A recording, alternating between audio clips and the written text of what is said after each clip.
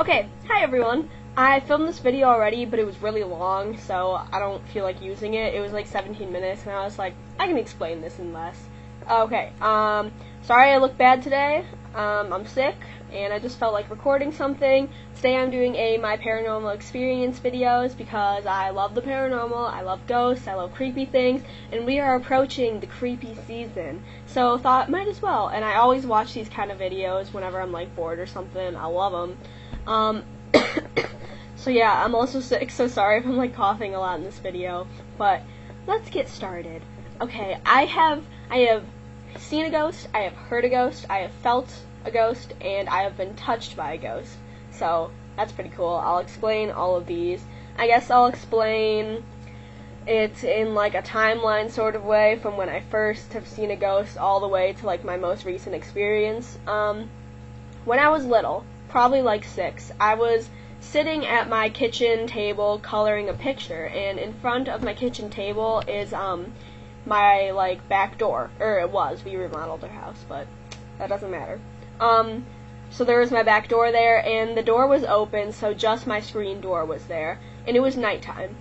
So I was coloring, and then all of a sudden I look up, and it was dark outside, but I could still make out the silhouette of a very dark man. Not dark as in African American, but like the entity was dark. It was just blackness. And I could see it, and he was very tall, very like stocky and wide, and I freaked out. I was like, oh no, and then I like started crying and screaming, and I ran downstairs, and I'm like, Dad, there's a man at the door, there's a man, he's gonna kill me. He was like, what? And so he runs upstairs, and he looks in the door, and he's like, Danny, there's no man. And I was like, what? So I'm guessing that was a spirit. By the way, I know a ton of people don't believe in ghosts or the paranormal. I completely do. If you don't, that's fine. You know what? Just maybe you'll get amused out of the story. But I completely do. Anyways, next story. Me and my friend Callie, like, have both seen and, like, heard ghosts in and around my house. So,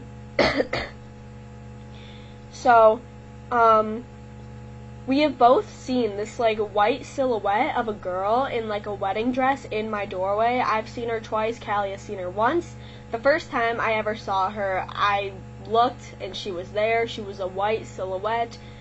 Clearly a girl, seemed to be in, like, a wedding dress, and I saw her, and I was just like, okay. And then I just walked upstairs. And the second time I saw her, I was still like, okay, this is a ghost. And then I still walked upstairs. Yeah, so I was never really scared about that. Me and my friend Callie decided to name her Lucille. Also a ghost I've never been scared about is, this ghost in like a gray jacket. He's like in a gray sweatshirt, and, he's always in this position.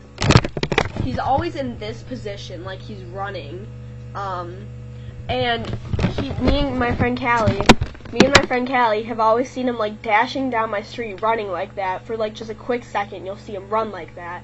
I've seen him multiple times. He's never threatening. It's kind of funny actually. So like I've never been scared of him. And then I saw him in my house once, actually running down to my laundry room, and I haven't seen him since. So what if I saw him now? That'd be creepy. But I haven't seen him since, so I don't know where he went. It's cool. Also, okay, this is one of the more creepier things I have experienced. I was sitting in my parents' bathtub in their bathroom upstairs. It was fall, it was cold out, so none of the windows were open, and I was completely home alone. I was for sure home alone. So I had the door to the bathroom closed. I was sitting in the bathtub, and all of a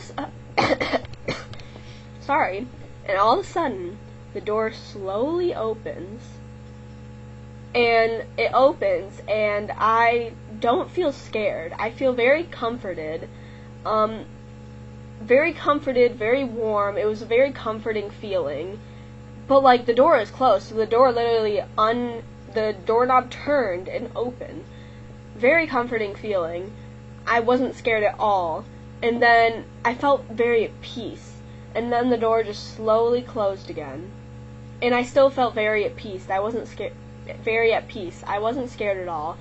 But then this like a couple minutes later, this feeling of like terror just started to creep into me, where I just like, and I started to realize what I just witnessed, and I was like, this isn't right, I need to leave.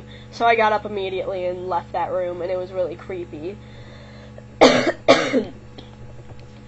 What was next?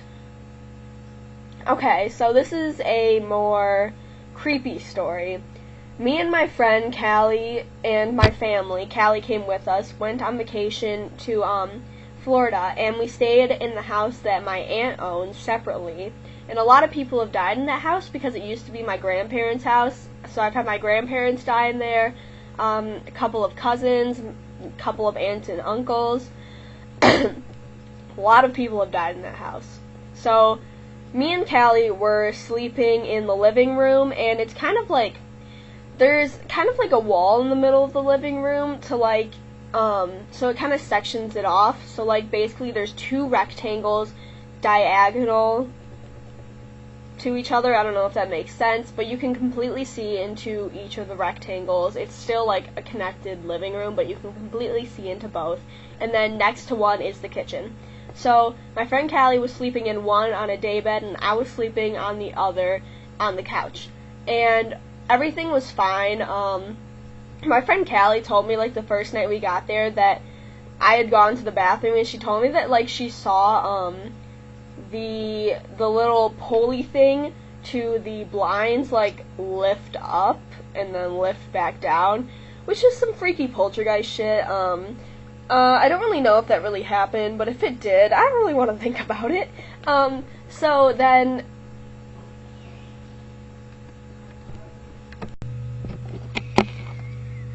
okay, sorry, I had to stop recording all of a sudden because my brother came home, and he doesn't know I have a YouTube channel, so I stopped it.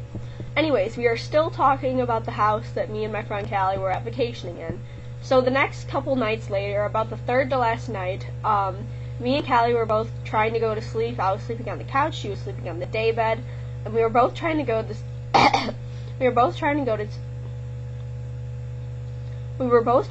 sleep. And all of a sudden, out of nowhere, I heard this weird humming noise, and it just went, just like that, just, and I was like, Callie? And she didn't respond back, so I was like, okay, she probably did that in her sleep. But then the next morning, she was like, you know when you called my name last night? And I was like, yeah. And she was like, I heard the humming too. And I was like, so it wasn't you? And she was like, no. And I was like, well, it wasn't me either. So that was really freaky, and everyone else was in their bedrooms, and we had no animals with us in the house, so that was really freaky. And then, the next night, all hell broke loose. Not all hell broke loose, but it was really scary. Okay, so the next night, we were both trying to go to sleep again, and I kept hearing these footsteps going from the bedroom to the kitchen. And I thought it was my brother, but like when they got into the kitchen, no like cupboards were being open, and no like bags were being ripped or like drawers being open, and you could never hear the fridge open. So I was like, that's weird. But I was like, maybe my brother's just walking back and forth to the kitchen for some random reason. But then you know when like you're in the night and your eyes have like adjusted to the darkness, so you can kind of see a little bit. It was like that, but then all of a sudden, this huge black mass just like overcame me, and I couldn't see anything at all. It was really weird.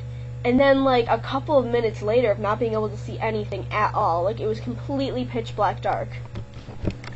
A couple minutes later, I was just trying to go to sleep, and all of a sudden I sense something in front of me, and then I hear 3 distinct claps, just like this. Just like that, except really loud. And it almost sounded like my brother was coming towards me and like just going, and it was just like that. And so I was like, Patrick, and no one answered. And I was like, Patrick, what are you doing? And no one answered. So I whipped out my phone, turned on the flashlight, shined it in front of me, and no one was there. And I was like, Callie? And she was like, I heard it too. And I was like, oh my god. So I ran over to Callie's daybed, and we both sat, and then a couple minutes later, we started hearing these footsteps going back and forth in the hallway where all the bedrooms were. They were really loud, they were creeping back and forth, and there was all this banging on the walls, and it lasted for at least 3 hours, this huge banging on the walls, the back and forth, the scary feelings. I felt like a dark presence. Like, I can sense things, I guess. I can, like, sense spirits sometimes, and I kept sensing, this really dark presence over where I was sleeping, so I was like, I'm not sleeping there for the rest of the night. And this went on for hours, and me and Kelly didn't go to sleep until, probably, like, 5 a.m. when the sun started coming out. It was really scary. It was probably the most scary experience I have ever had. It was a lot scarier than it sounds.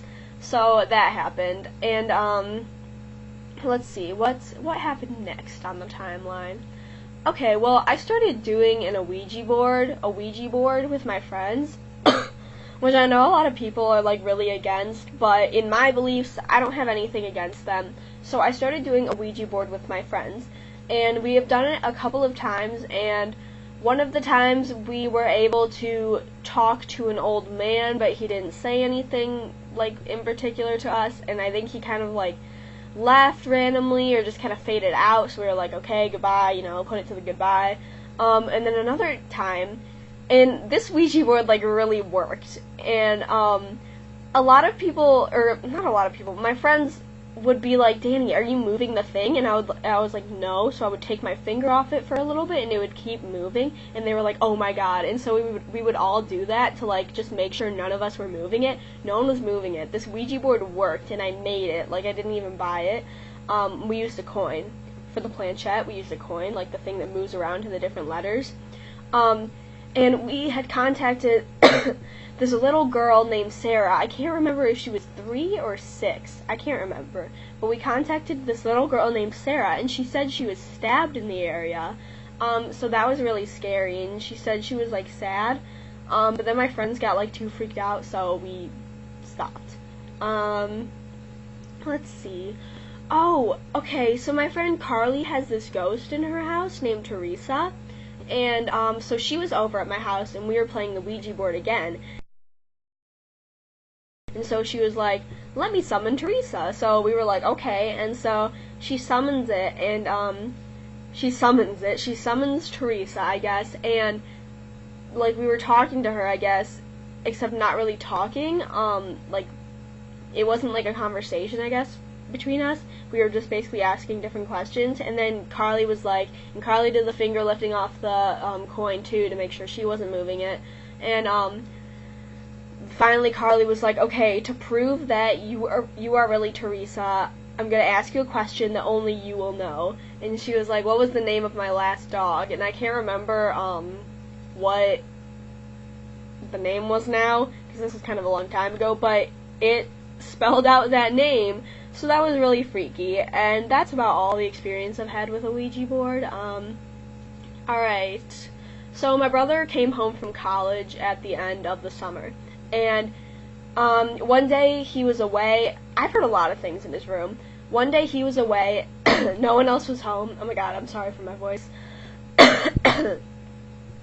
No one else was home. He was away, he had taken the car, I was alone outside, and I was sitting on my deck, and his window faces the deck, so his window was open, and all of a sudden I started hearing, like, this banging on this electric drum set he had, so I started hearing, like, the drumsticks banging against it, and I was like, oh, I guess Patrick's home, I guess he's playing the drums. But then, not even like 5 minutes later, my brother pulls into the driveway with the car, and I'm like, who could have done that? My dog? I think not.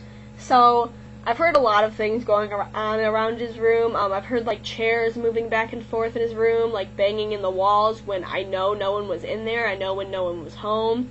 My brother used to be kind of like this, negative, you know, not very nice person, so I think he brought negative entities towards him. That was scary. Okay, we'll get to the story, and I think this is my final story. Sorry this video is so long. We'll get to the story where I was touched by a ghost. So I was at my friend Carly's house that said she had the ghost named Teresa.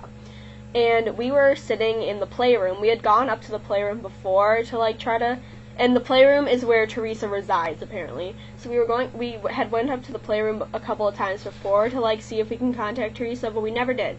So we were up this time, and I was with a couple of my friends and Carly, and everyone was really scared. It was really creepy up there. We heard a lot of banging on the walls and like light little nicks and knacks against the walls and stuff that wouldn't just be regular house creaks.